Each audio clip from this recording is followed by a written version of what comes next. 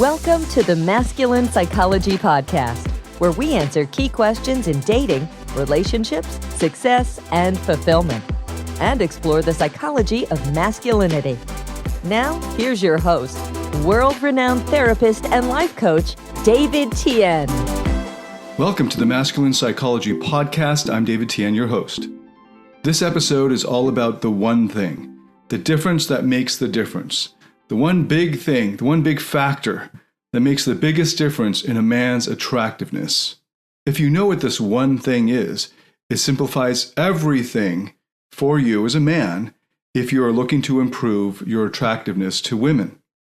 And if you have this one thing, then you can be as vulnerable, as emotional, as open, honest, and authentic and transparent as you want to be. And I know this is a major issue for a lot of guys because I constantly get questions about this, about how can I be vulnerable, or should I be vulnerable and show my real emotions if I want to attract a woman? Won't showing my vulnerable emotions or my vulnerability or emotions, wouldn't that make a woman lose attraction? Will showing my vulnerable emotions make a woman lose attraction for me? If you have this one thing that I'm going to be revealing in this episode and examining and expanding on, if you've got this one thing working for you, then you can be as vulnerable as you want and you'll still be attractive to women. But if you don't have this one thing, no matter what else you've got going for you, it won't matter. You won't be attracted to women. Is that clear enough? That's how big of a deal this one thing is. And even better, if you focus on this one thing, if you make this one thing the metric by which you gauge this phase of your self-development or your personal improvement or your growth, then not only will you be attractive, but you'll also be increasing and improving your mental and emotional health. This is mentally healthy attraction that's actually good for your mental health. That as you increase your attractiveness as a man, you're also improving your mental health. Isn't that an amazing thing? You can become more sexually attractive while at the same time becoming more mentally healthy. And a big part of mental health is happiness, fulfillment, peace, calm, but also confidence, as well as feeling worthiness, and connection, a deeper connection with yourself and with others. All that's wrapped up by what I mean by mental and emotional health. So you can get all of this, which arguably, I hope if you've been following my podcast long enough, you'll realize that that's a lot more valuable than just being sexually attractive. But I know that a lot of guys who find me on the internet are first and foremost focused on the sexual attractiveness bit. And so I've been pointing out that they don't have to be at odds, and that, in fact, they're not at odds, because the one thing that makes the difference that makes a difference when it comes to your sexual attractiveness, if you're tracking that one thing in order to improve that one factor, you will also, along the way, become more mentally healthy. And the main reason I am making this episode is in response to the many messages that I've been getting and continue to get every week, sometimes every day, about that very question of how can I be vulnerable with women without them losing attraction for me? And what I'm inferring from that, the implicit assumption I detect there, the implication is that they want to be vulnerable, that there's this implicit desire to be transparent, to be themselves, to be, quote unquote, their true self, and that they're afraid that they'd have to become a false self in order to attract women. So I want to applaud that already. Like, this is actually a step forward. Back in my day, so to speak, this would have been, how long ago was this? Like 17 years ago, when I was first getting into the study of sexual attractiveness, the study of sexual attraction, and the practical experimentation of all of the various research that I came across and doing my own R&D. Back then, there was very little resistance to adopting routines or dressing a certain way or having a certain kind of vibe, or it's just basically you're looking for a manual, instruction manual for how to be attractive. And then the question isn't so much the instruction manual, it's just testing it. And you test lots of different instruction manuals that all differ in their advice. And eventually you pick one that you hopefully find one that works and works for you. And then you can just replicate the results. And of course, that leaves aside the question of authenticity. So now there are a lot of guys who are concerned about authenticity, or maybe it's just a selection bias. So the type of guys who contact me are concerned about authenticity or transparency and honesty, which I think is great. But then there's this myth that they're buying into that they've heard online from whatever other sources, toxic sources, that say that they can't show vulnerability or even show their emotions to women without being in danger of the women losing attraction. So that's a myth that I'm going to be busting in this episode as well. So by now, you probably are wondering, what's the one thing? Hopefully, I've gotten your interest by leading you through the importance of the one thing. But now, what's the one thing? If you've been following the podcast, you probably can guess. This is the difference that makes the difference. This is the biggest factor when it comes to a man's attractiveness to women. What is this? It's neediness and non-neediness. If you've got non-neediness, then everything else will work. If you don't have it, in other words, if you're needy, it will pollute anything else that you've got going for you. That's how important this is. And you can just simplify everything in terms of your journey to become more attractive to women. You can simplify it all down to just one metric and just focus on this one metric, and it will make all the difference, the only difference that you need to make when it comes to your attractiveness. Everything else will be largely irrelevant. It'll just all be icing on the cake. So I've got 3 big points here. And the first point is on neediness versus other attractive qualities. Neediness is the end-all be-all. If you don't have it, you're not going to have the necessary ingredient to be attractive, not for any length of time. And so if you don't have it, it'll sabotage anything else you've got going for you. But if you do have it, then everything else becomes mostly irrelevant. So that's the first point. Let me illustrate that. So you can just think of all of the attractive traits that are not neediness. So for instance, I've brought up the 5 pillar traits, the 5 main traits. And even like I'm simplifying it to 5, and I already thought that that was pretty good.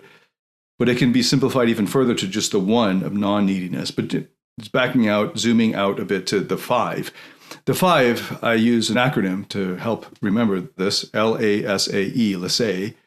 And those are leadership and assertiveness and sexuality, or being comfortable with your sexuality, and adventurousness and being easygoing. Those are all really attractive traits. And if you got those 5, you're well on your way. And in many ways, those 5 encapsulate everything else.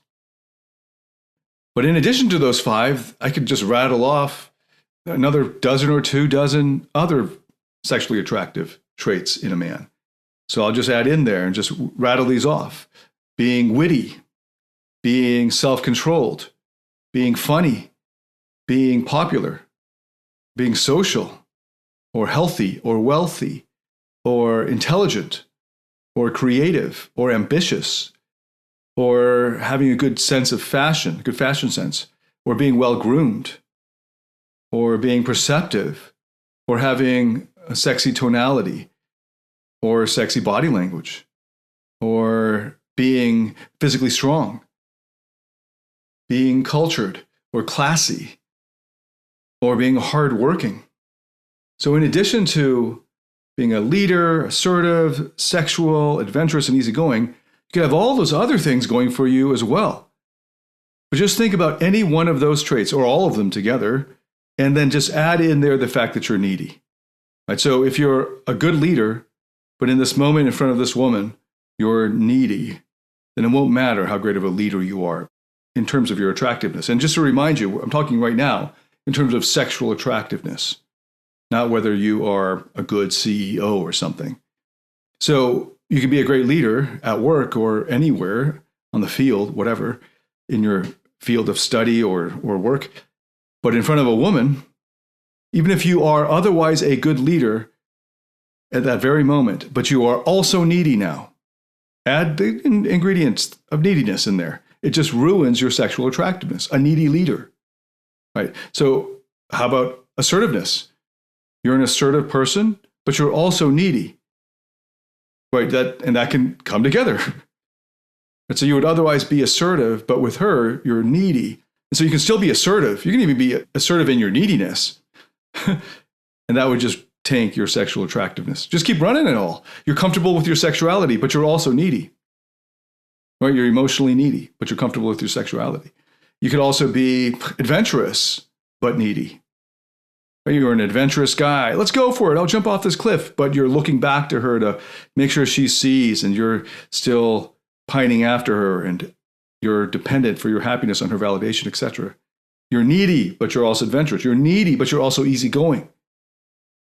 So you notice as soon as you add neediness in there, it doesn't really matter what else you have going on for you. You're high status. You're a rich dude, but you're needy. You've seen a lot of that, hopefully, if you've been around the block.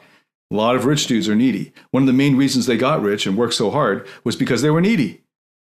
They were needy probably not just for sexual attractiveness, from being sexually attractive in the eyes of women, but also for validation, for significance, etc. And that drove them like demons haunting them to work so hard and sacrifice so much of their personal life in order to make money, because they thought eventually if they can finally make the money, or if they can finally get the trophy or whatever, the achievement, then that would mean that they're good enough. And now they can stand in front of a woman and feel like they're good enough. But of course, it doesn't ever make you good enough, because it haunts you. So he's still needy. So you probably can find many examples. Not all, of course, because neediness is its own separate thing. But often, neediness drives achievers to achieve. Not always, of course, and I've talked about this many times in other episodes on the achievers, the curse of the achiever and so forth, and how to achieve without neediness, and to be in flow and doing something you love, doing it because you love it, etc., and excelling at it because you love it, and not having to be haunted by insecurity to drive you to achieve. Okay, so you can see how neediness is the one factor. You add neediness into any other sexually attractive or physically attractive or just attractive trait in a man, but you add neediness in there, it spoils the whole thing.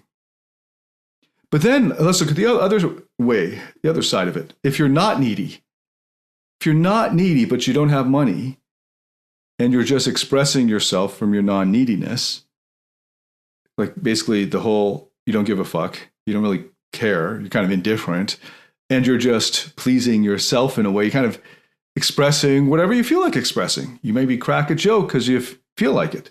It's not that you're particularly funny. It's just that at that moment in time, you don't really give a damn about what she thinks of you. It's not that you actively are seeking to piss her off or turn her off or anything. You just don't care. You're not needy towards it. You don't need her to like you in order for you to feel good about yourself. So then you just express yourself however you would naturally do, even if she wasn't there. And you can now take away any other trait. And this will help you to see why even somebody who's being vulnerable can be attractive. So this is the case that I'm going to focus on, because otherwise I would have to go down every single trait. And I know it's going to blow the minds of needy guys that they could have any of these other things going against them. Like maybe you're not intelligent, or maybe you're not hardworking, or maybe you don't have money. But if you're not needy, you'll still be attractive. I know that's going to blow people's minds, but I'm going to focus, but I don't have the time for that, because I could spend a whole one episode at least on each of those traits that I just rattled off there. I'm just going to focus on the vulnerability part, because that's the big question I keep getting. So then I'm going to move into point 2 on vulnerability and attraction. So the reason why a lot of guys have discovered that what they think of as being vulnerable will turn women off is because when they're being vulnerable, they're doing it from a needy place. Now let's get a little bit clearer on what neediness is. Neediness is needing somebody else to meet your needs for you. That's often what's happening. I mean, that's what is happening. Another way of putting it is, if you are needy, you have needs that are not being met. Okay, and the reason why you continue to be needy over time is because you don't know yet how to meet your own needs. And so you're waiting for somebody else, like a hot woman, or anyone really, somebody else, whether it's your mother, your buddies, the world, right, to put you on the cover of a magazine or something. You're waiting for somebody else to fulfill your needs for you because you're not able to meet your own needs at a high level. And I know this is going to blow the minds of needy guys, but this includes love and connection. If you're not able to give yourself love and connection and meet your own needs for love and connection yourself at a very high level, then you are going to continue to be needy, even if you're not aware of it in the moment, because it's not at the forefront of your consciousness. It's not, maybe you're not paying attention to it because you're, busy playing a video game. So your mind's not on the fact that you're needy.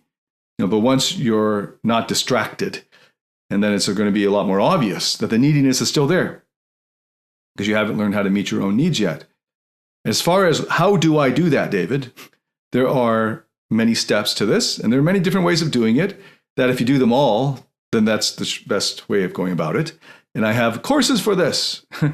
And so these are therapeutic courses, the therapeutic process.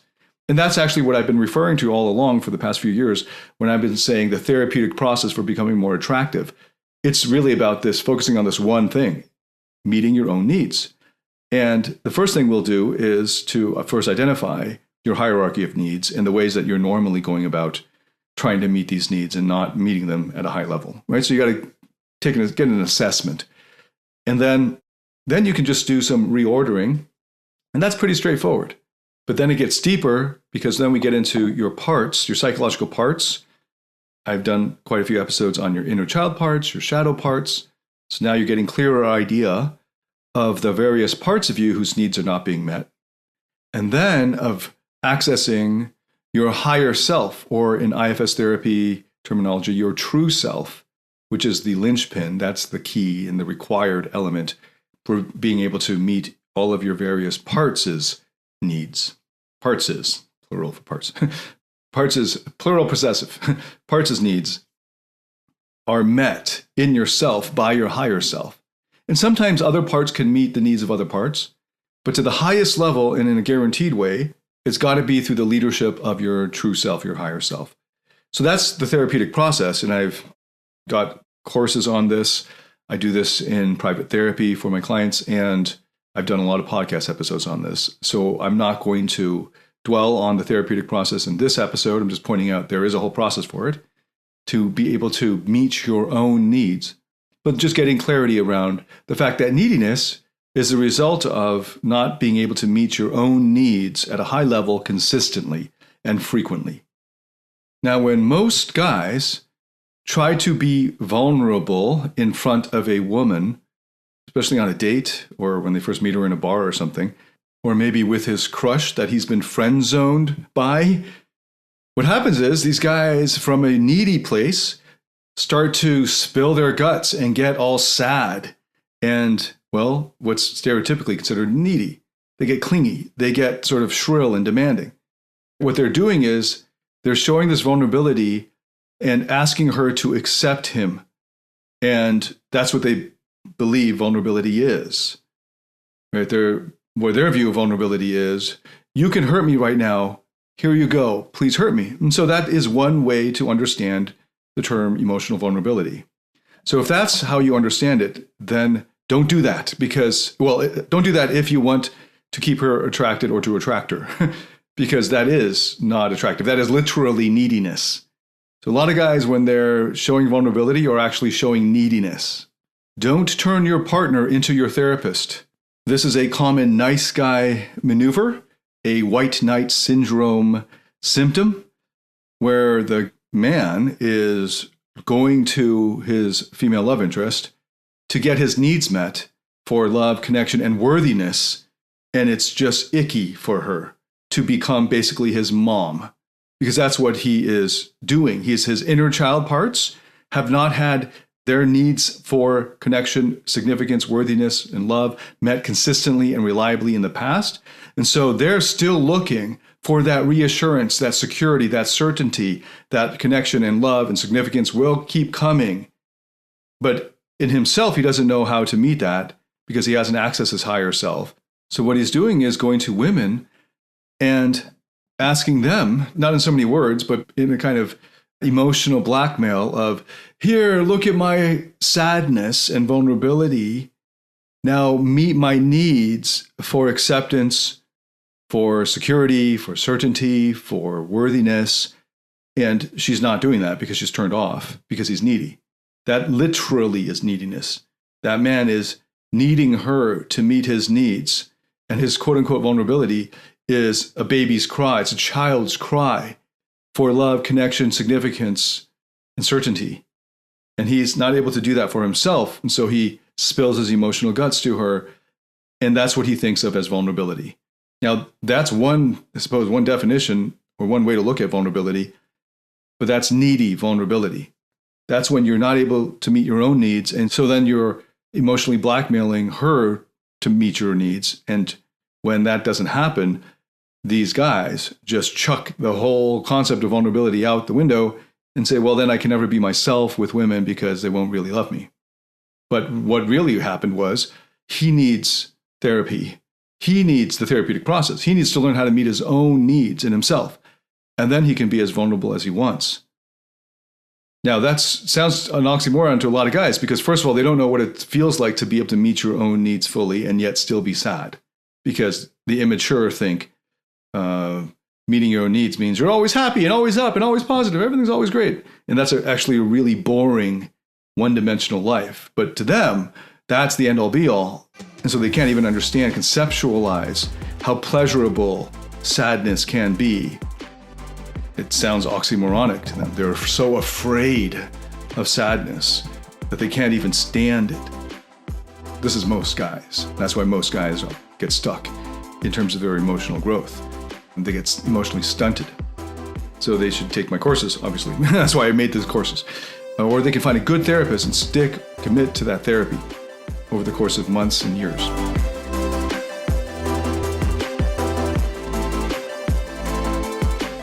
Do you struggle in your interactions with women or in your intimate relationship? Are fear, shame, or neediness sabotaging your relationships or attractiveness? In my Platinum Partnership Program, you'll discover how to transform your psychological issues, improve your success with women, and uncover your true self. Get access to all my current and future online courses by applying for the Platinum Partnership today at davidtianphd.com/platinum. Okay, so the second point is that what guys mistake vulnerability for being is actually neediness. And if you're needy and vulnerable, it doesn't matter if you're actually really being vulnerable because you're needy. Neediness will destroy, sabotage everything when it comes to a man's attractiveness. However, the opposite also is true. If you're not needy, then you can be vulnerable. And in fact, if you do that, it might even be attractive and very likely will be attractive. And let me illustrate this with examples from my own life. And I've noticed that especially needy guys or white knights or nice guys like to hear and take encouragement from hearing my own vulnerabilities. So I've shared in many other videos about the time I was suicidal in, well, how many years would it have been by now? It's 9 years ago. And during that time, I was suicidal because I was coming out of being cheated on by the girl that I had been seeing in an exclusive relationship for a few years already, and in a kind of public way, like we were featured as a couple in newspapers and magazines and that sort of thing. And then having been cheated on, it was even for my narcissistic parts, well, at the time, my parts that were acting and behaving narcissistically, that was an even bigger blow, arguably the biggest blow. But of course, there was also the loss of love and connection, and then the loss of certainty, and then the blow to my significance and worthiness and so forth. And I didn't know anything about psychotherapy. Well, I didn't respect any of it at the time. And I didn't take it seriously at that time. So I ended up being quite suicidal because I didn't have any hope. I didn't see any way out of it. I could just claw my way back into confidence and I'd be the man again. And I know a lot of guys think that's all there is. But to me, that's empty. I already had it. Don't think it's a big deal. I already had all the pleasure I wanted. So whatever most of the guys in the world, whatever they're striving for, money, power, women, By that point already, I wasn't excited by any of that, and I didn't think there was any real value in it. But that's all I knew. So I just jumped back in there and I got it. I got the money, the power, the women. I was living it up. But inside, I was empty. It felt everything was meaningless. And I felt like life was meaningless. And as a philosopher, I was literally a professor of philosophy. I was armed to the teeth with all of the arguments to prove to you that life is meaningless and that there's no moral goodness, there's no objective goodness, and so forth. So I'd be on dates with very attractive women who I just had no enthusiasm with because, well, I just didn't have enthusiasm for life. And I'd meet attractive women in bars or at parties, and I would just start talking about how I thought life was meaningless and that I felt it was empty and that I had so much love in me to give, but that I felt that there wasn't anyone that deserved that I could give it to. Right. And this was at the time when I was still just processing the fact that my, at that time, 2-3-year-old goddaughter was what, really opened up the floodgates of love flowing from me. And so I felt the love there. And like once a month or so, when I was able to meet with her during this period, it was just, that was the reason I was staying alive, really. But other than that, in between my play dates with my goddaughter, I felt that life was pretty pointless. I had friends, so I had plenty of, affection and fun times and that sort of thing. I had plenty of pleasure. I had a lot of pleasure. But it was all empty. Right? It's just sort of like just gorging yourself on the best hotel buffets and just the fun and ego stroking. If you have if you're a deep person, if you're a deep thinker, you'll quickly realize how empty all of that is in the grander scheme of things and how it doesn't lead to fulfillment or abiding happiness in life. So I'd be talking about having my heart broken by my ex, how much I loved my goddaughter, how I felt life was meaningless, how much love I had to give. I'd be looking them deeply in the eyes to see if they understood me. Do you feel me? Do you get it? And there was the only time I've had any kind of enthusiasm was about, talking about my goddaughter or something.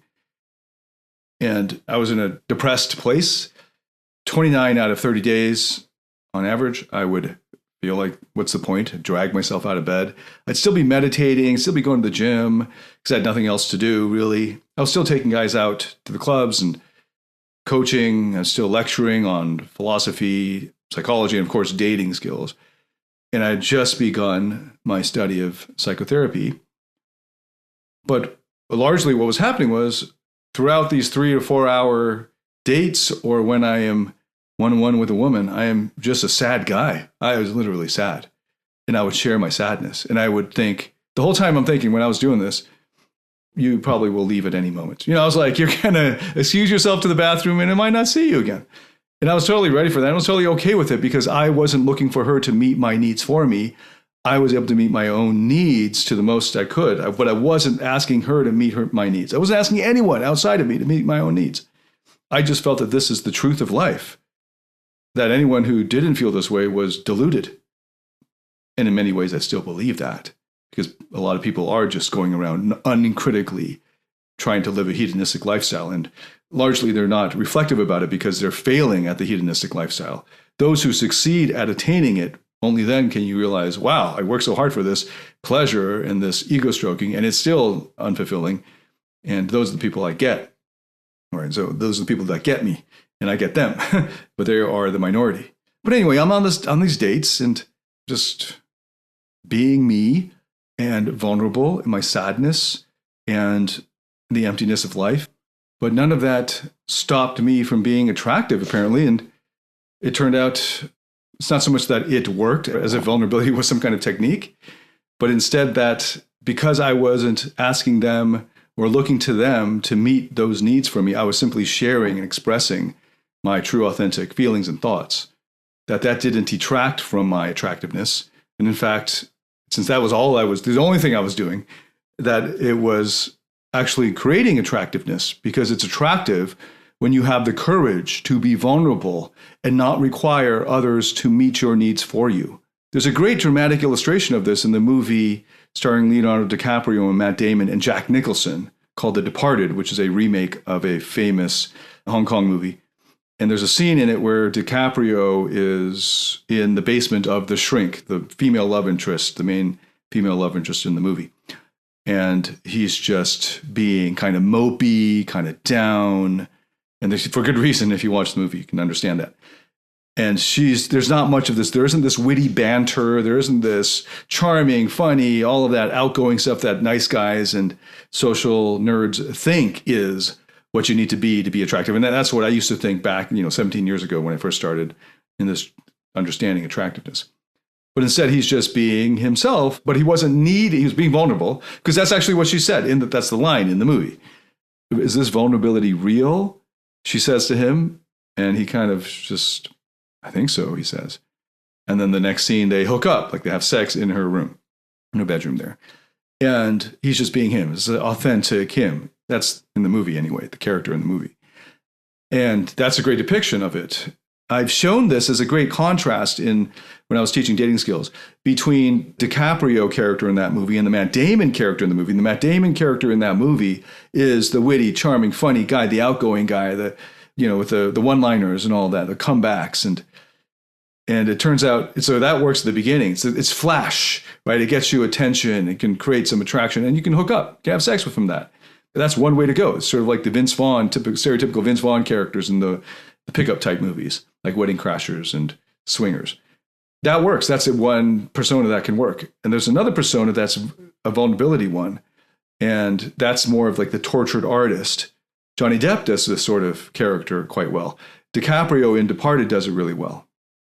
And he does it really well even in The Office with the shrink, where he kind of loses it on her because he's just being himself. And that's a different kind of vulnerability. That's a vulnerability where you're displaying anger and frustration. You're still being vulnerable because you're authentic and open. And then the vulnerability of finding her outside the office and asking her if she wants to grab a coffee or something. And so that whole thing, that whole transition, right? And then later on into her bedroom is a great illustration of a guy who didn't need her to meet his needs, and yet he was still feeling sadness or whatever vulnerable emotions that he's feeling. Now, I know some nice guys are going to be like, but that's not vulnerability. And fair enough. If you don't call that vulnerability, if your word vulnerability means neediness, then I will tell you, you're right. If vulnerability equals neediness, which is how many nice guys understand it, then vulnerability will not create attraction, for sure, because vulnerability in your definition is actually neediness. And that's the opposite of what you need to do to be attractive. That's the attraction killer. That's the one thing that will spoil and pollute any other thing you got going for you in terms of attractiveness. But vulnerability, in my understanding of it, and in the psychotherapeutic understanding of the term vulnerability, isn't about trying to make somebody else meet your needs, because that's actually mentally unhealthy. Instead, it's a separate issue about you learning to meet your own needs and yet still feeling sadness, a lack of connection. You can still, your inner child parts and any other parts are feeling the need for connection and love and significance, the need for worthiness and so forth, and maybe meaning in life, like my philosophical parts, and searching for those. And yet you are able to be with them even in their sadness. So there are plenty of times in your therapeutic journey when your inner child part is grieving over a past trauma, maybe sexual abuse as a child, or maybe a loved one who passed away early in your life and you haven't mourned them or grieved them fully. So in the therapeutic process, you get to finally allow these parts of you to feel fully the emotions they've been repressing, that they felt like it was not okay to feel. But now, because of the presence of your higher self, it's okay for these parts to feel these emotions that were not okay before. It's okay for them now because now they're in the presence of your higher self, and your higher self can give them a big warm embrace and let it be okay for them to feel these, because your higher self can take it. It's not that now everything's hunky-dory and positive and you're always, it's like the Lego movie, right? Like everything's always positive. That's fake positivity. That's not what therapy is about. Therapy isn't just to make you all happy all the time. If that's all you want, just go to amusement parks and do drugs or whatever. That won't ever actually work in the long run, but that's just pleasure. But if you want real healing, you have to follow sadness. And then eventually you'll find how cathartic staying with your sadness is. It's like a high. And if everything's hunky-dory in your life and you are experienced with the therapeutic process, you're going to start missing the cathartic feeling of staying with sadness because it's a beautiful feeling. And sadness is just one of many emotions that will make you feel vulnerable. And if your higher self, or maybe the higher self of your therapist, is able to be with those parts that are feeling these vulnerable emotions, only then will they feel cathartic, because only then will they feel seen, understood, appreciated for how they're feeling and what they're going through. I mean, I'm talking about the parts in you. And then they will be able to let go of their burdens. Right? And then you'll have that lightness of being. But you've got to go through the process. And the process itself is an incredibly enjoyable process if you lean into it or if you just let it unfold. So that's the second point. Vulnerability and attraction. Depending on how you understand vulnerability, it either is neediness, right? And then, of course, it would tank your attractiveness. Or if your vulnerability is simply being with emotions that feel vulnerable, like sadness, staying with the hurt, staying with missing the loved one that you've lost, or the trauma and the abuse, or the sad things that have happened to you, and being okay to embrace your inner child and let them feel the love coming from you. Because you simultaneously are feeling courage, confidence, compassion, and love, and all of the hurt and the sadness, because there are two parts in you. Well, there's the inner child part, and then there's your higher self. So that's the second point. Vulnerability, you can be attractive while being vulnerable, depending on how you understand vulnerability, as long as you don't understand vulnerability as neediness. And then the third point being, attractiveness is different from love. Right? So in a relationship, if what you want is a love relationship and not just a hookup, and not just wanting to be sexually attractive to women, which is in itself sort of like just focusing on the opening course of a long tasting menu. Right? That's like focusing on the first pitch or the first inning. If what you want is actually a love relationship that will last over time and will deepen and grow over time, what you want is real intimacy, then in that case, attraction shouldn't be the main thing you're thinking of or optimizing for. But it's one of the elements, because in order to keep the passion going, you're going to have to be able to meet your own needs, because insofar as you're asking your wife to meet your needs for you, you're going to be not attractive. So for a relationship to succeed and be passionate over the long haul, you're going to have to be able to meet your own needs so that you can get your neediness under control for yourself. And already that's blowing the minds of a lot of nice guys, because the whole reason nice guys think, the whole purpose of getting into a relationship for a nice guy is to get all your needs met by her, right? Your emotional needs, your physical needs, your sexual needs by somebody else. And that's actually what a baby wants. That's actually the needs of a child. The child's cries are to meet my needs for me. Mom, dad, the caregivers. And these nice guys are trying to recreate that dynamic, and they feel so empty and lonely inside until they get it. And they don't know what love is. They don't actually understand what a love relationship is. They don't understand what it would take to have a successful, intimate relationship. And what it takes is that both parties are able to meet their own needs in themselves to a high level. And I've done many episodes on this. The magical kitchen metaphor, just look up unconditional love, David Tian, you find I've done multiple seminars, episodes on this. I have a whole module on this in the Rock Solid Relationships course. What an unconditional love relationship looks like between two fully independent, mature people who are able to meet their own needs in themselves. Okay, so just wanting to point that out. If what you're actually after is love, then there's a lot more than just being sexually attractive, in case that's not obvious. But it is one element, a necessary element of a passionate relationship. Okay, attraction and love. That's the third point. I've done if you're not clear on the distinction between sexual attractiveness and being worthy of that and being worthy of love, I've done an entire episode, a video seminar on attraction versus love. You can actually look it up on YouTube or Google, David Tian, attraction versus love. You should be able to find it. Okay, just to recap, I've covered the one thing that makes the difference that makes a difference, which is neediness and non-neediness. If you add neediness in there with any other attractive quality, it destroys it, it pollutes it, it sabotages it. And if you're missing neediness, if you're missing non-neediness, it doesn't matter what other attractive qualities you have, you're not going to be attractive. But once you have non-neediness, once you've met the one metric, the one criteria, the one major thing, Then any other attractive quality on top of that you got, like you're physically fit, you got great fashion, you got good body language, you got good vocal control, you got whatever, right? All that good stuff you throw on there, that's all going to help. But that's just like the icing on the cake. That's just to get you over the finish line, right? Or just the last, it's the last 10% of tweaking. But the bulk of it is going to be from the neediness and the non-neediness. Okay, the second point is vulnerability and attractiveness, and making the connection between vulnerability and neediness, and then being non-needy. In other words, you're able to meet your own needs, or you're there for the parts of you that are feeling these vulnerable emotions, so you don't need someone else to do it for you. You don't need her to be your therapist. You don't need her to be your mom, but you're able to do it yourself. You're not looking to her to give you acceptance or appreciate. You're just expressing your honest thoughts and feelings and so forth. And you're okay with her rejecting you or whatever. That's when you're not needy. When you're not needy and you're vulnerable, then your vulnerability can become very attractive.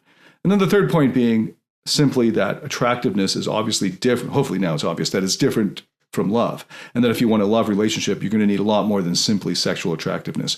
But sexual attractiveness is a necessary ingredient in a successful, passionate relationship. Okay, so we covered a lot of ground here. Thank you so much for listening. I would love to hear your feedback on anything I've covered here. So please leave it in the comments. I read everyone, try to respond to as many as I can. And thank you so much for the feedback and support up till now in this podcast. And please share this podcast with anyone you think would benefit from it. Thanks so much for listening. I look forward to welcoming you to the next episode. Until then, David Tian, signing out.